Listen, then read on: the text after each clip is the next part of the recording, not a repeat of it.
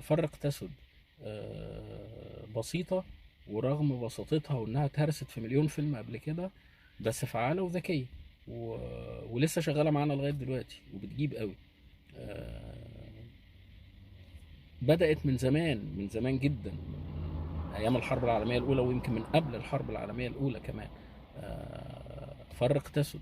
زمان كانوا بيضحكوا علينا ويقولوا لنا اللي بيجمعنا أكتر من اللي بيفرقنا في المنطقة دي. أنا أعتقد العكس تماما، إحنا اللي بيفرقنا أكتر بكتير من اللي بيجمعنا. اللي بيفرقنا وهم شغالين عليه كويس جدا. لا، ده في فرس وترك وعرب. الفرس دول وحشين، سيبكم منهم، دول مجوس وشيعة وروافض طيب اوكي خلاص، وحشين الفرس مفيش مشكلة.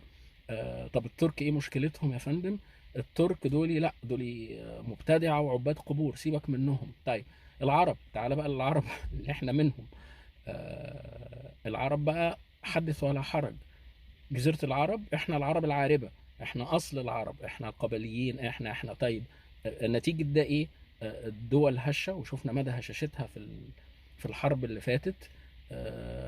ورغم ما حباها الله من ثروات كبيرة جدا، لكن دول هشة عايشة في خوف ورعب على طول من الفرس لحسن يسيطروا عليهم او يحاربوهم او يبيدوهم، من الترك،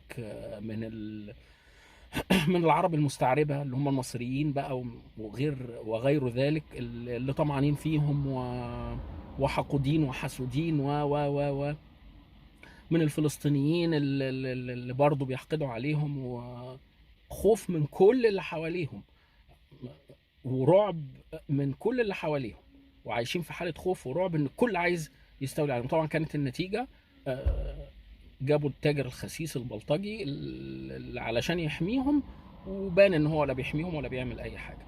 طيب تعالى للعراق، شيعة وسنة وكرد وحدث ولا حرج. الشام، دروز ونصيرية وشيعة ومسلمين سنة وغيره وغيره وغيره، وكل واحد.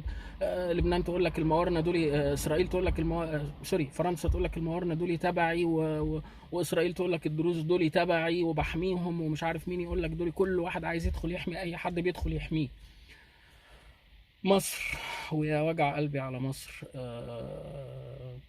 رغم ان احنا يعني دولة الى حد كبير ما عندناش اي طائفية. الغالبية العظمى من السكان مصر مسلمين سنة.